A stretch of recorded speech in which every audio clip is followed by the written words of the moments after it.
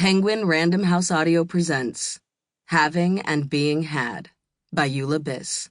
Read for you by Mckenna. For John, in Love and Debt. I am afraid to own a body. I am afraid to own a soul. Profound, precarious property. Possession, not optional. Emily Dickinson.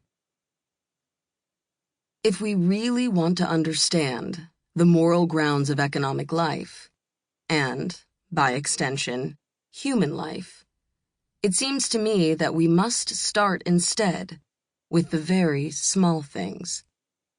David Graeber. Consumption. Isn't it good? We're on our way home from the furniture store, again. What does it say about capitalism, John asks, that we have money and want to spend it, but we can't find anything worth buying? We almost bought something called a credenza, but then John opened the drawers and discovered that it wasn't made to last. I think there are limits, I say, to what mass production can produce. We just bought a house, but we don't have furniture yet. We've been eating on our back stoop for 3 months.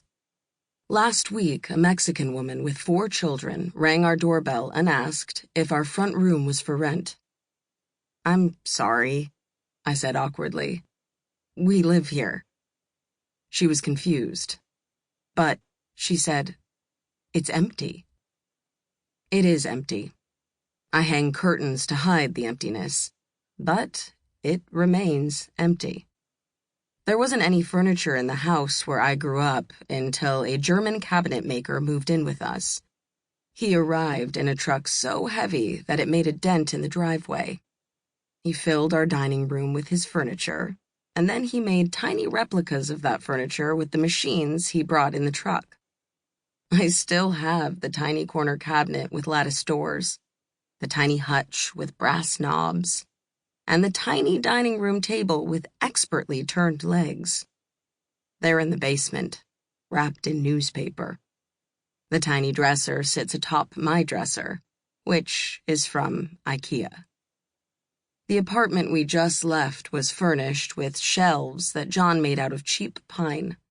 They're in the basement now, reduced to lumber. The ammunition box that I found on the curb and made into a coffee table is in the backyard, planted full of marigolds. "I hate furniture," my father once murmured.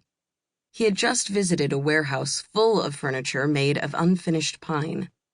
This was after the cabinet maker went to a nursing home and his furniture went away too. As a child, I burned a hole in the dining room table.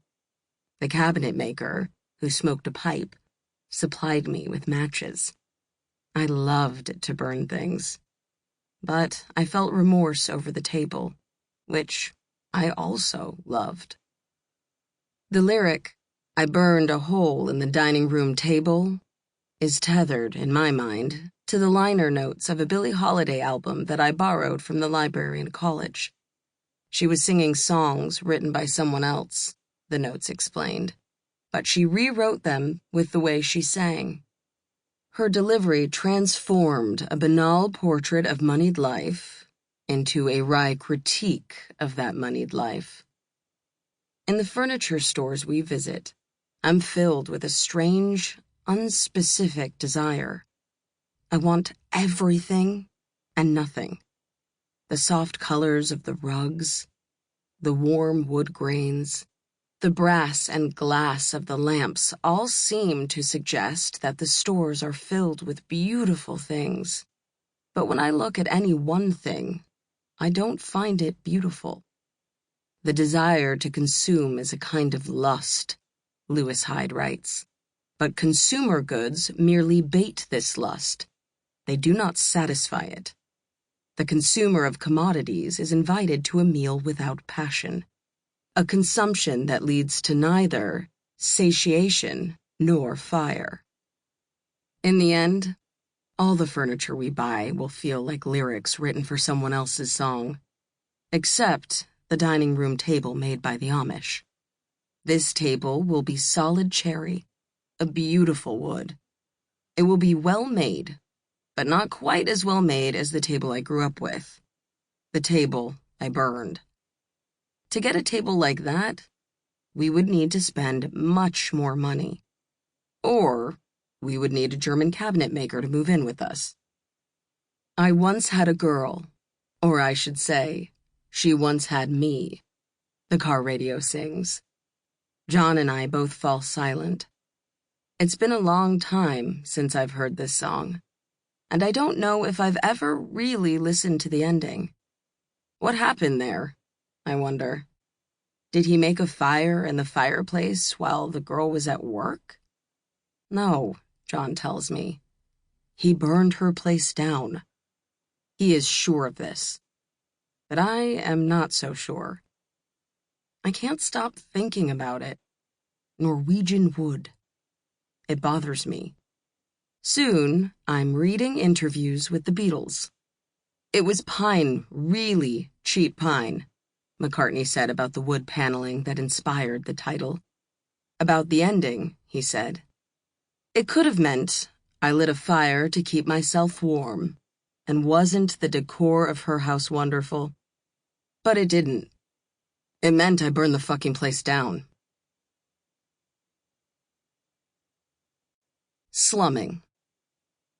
I returned to my old apartment building to get the bike lock I left in the basement.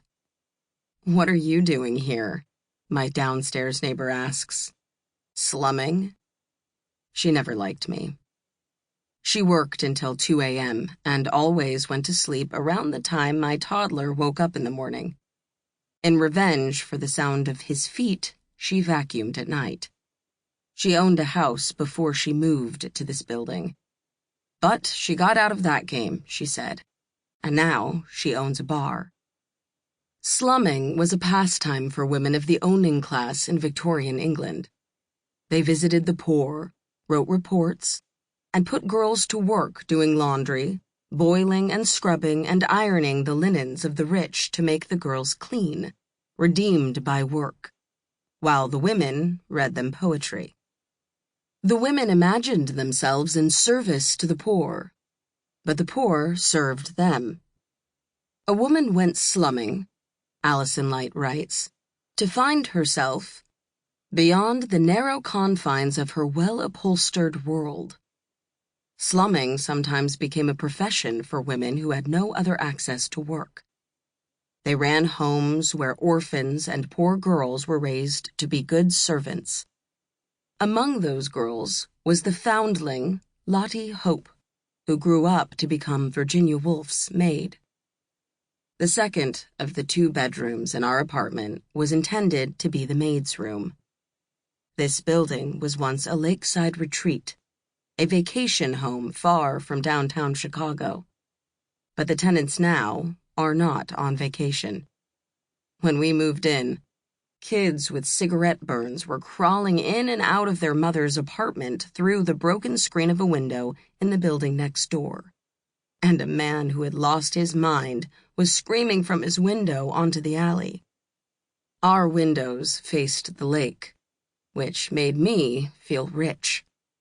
Bums fished for steelhead on the rocks by the lake, and waves sent huge plumes of spray over the pier. Dogs ranged over the sand, their leavings drying in the sun. An old woman who sometimes yelled at me sat on a bench facing the lake. I live farther from all this now, and farther from the lake, with its post-industrial water reflecting the storm clouds blowing in from the horizon. That's it? My landlord asks when he sees me.